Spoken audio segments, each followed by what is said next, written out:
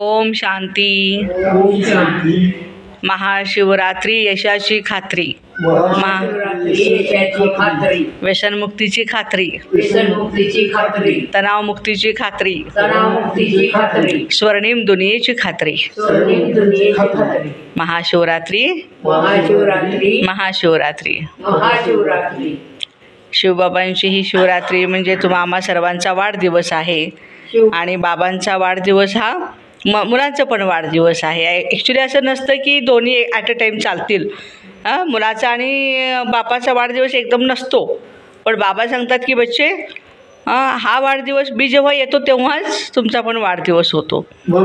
आणि वाढदिवसाला काय करतात, केक कटिंग करतात आणि मेणबत्त्या विझवतात. पण आपली भारतीय संस्कृती, सनातन संस्कृती ही कशी आहे, सर्वांना शक्तिशाली आहे, शक्ती देणारी आहे.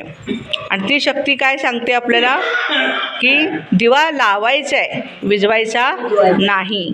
ज्योत से ज्योत जगाते चलो, प्रेम की गंगा बहाते चलो. म्हणून आत्मज्योती जागृत ठेवण्यासाठी रोजच्या रोज ज्ञानाचं तूप त्याच्यामध्ये घालणं गरजेचं आहे. ठीक आहे. म्हणून मंदिरामध्ये आपण तेल घेऊन जातो ना, वाती कंटिन्युअस ठेवण्यासाठी. दुसरी गोष्ट, महाशिवरात्रीला 3 पानाचं बेलपत्र आपण शिवबाबांच्यावर वाहतो, महापिंडीवरती त्या. तर ब्रह्मा विष्णू महेश या तिघांचा तो पिता आहे, रचयिता आहे, त्रिनेत्री आहे, त्रिकालदर्शी आहे, त्रिलोकीनाथ आहे भगवान, आहे ना. म्हणून त्या परमात्म्याची सर्वजण आठवण काढतो आपण.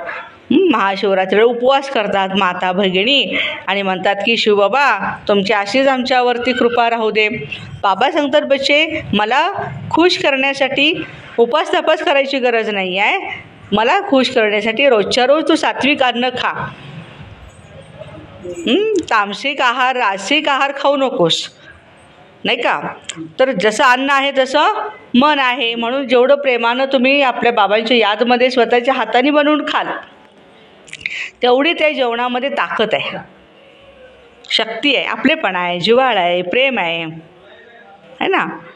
तर महाशिवरात्रीला आपण बघतो की शिवबाबांच्यावरती असं एक थेंब थेंब थेंब असा अभिषेक, जलाभिषेक असतो ना. तर बाबा सांगतात की बच्चे थोडं थोडं ज्ञान मी रोज तुम्हाला देतो सगळ्यांना, त्याचं ते प्रतीक आहे. तर ह्या वर्षी आपण प्रतिज्ञा करूया की कोणीही पाण्याचा वापर अपव्यय करायचं नाही. तर पाणी जपून, अगदी जसं तुम्ही विकतचं पाणी आणल्यानंतर कसं त्यानं काय तोंड बिंड धुता का बघा बरं, हात पाय धुता का, नाही ना. तर विकतच्या पाण्याने पाणी पिता तुम्ही. तसं बाबा सांगतात की बच्चे तुम्हीसुद्धा पाणीचा वापर खूप काळजीपूर्वक करा. पाणी हे जीवन आहे, जल ही जीवन है, जल है तो कल है. आज जीवन आपलं आज वाचवलं आपण तरच उद्या भविष्य आपलं वाचणार आहे. अन्नाची नासाडी करायची नाही. ऊर्जेचा वापर खूप काळजीपूर्वक. आता बघा उन्हाळा सुरू झाला आहे, तर लोड शेअरिंग करतात ना. लोड शेअरिंगमध्ये पाणी किंवा हे वीज जे आहे खूप कमी वापरली जावी यासाठी केलं जातं.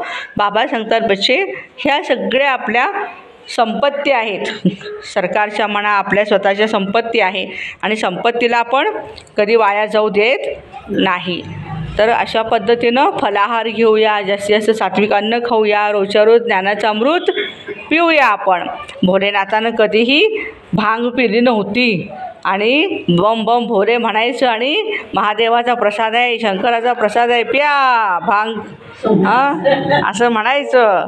असं नाही आहे. तर शिवबाबा आपल्याला ज्ञानाचा नशा चढवतात बाबा.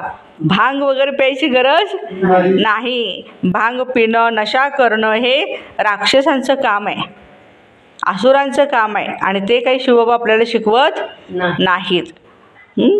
तर महादेव आता 88 वर्ष झालेत ह्या धर्तीवर येऊन. शिवबाबांचं काम 100 वर्षाचं आहे, त्यातले 88 पूर्ण झाले. 88वा वाढदिवस आहे आपल्या ब्रह्मकुमारी विद्यालयाचा. 12 वर्ष राहिली. आता या 12 वर्षात काय काय होतंय बघा. खूप परिवर्तन फास्ट गतीने व्हायला लागलेलं आहे. म्हणून बाबा सांगतात बच्चे थोडासा समय आहे, स्वतःचं परिवर्तन करून विश्वाचं परिवर्तन कर.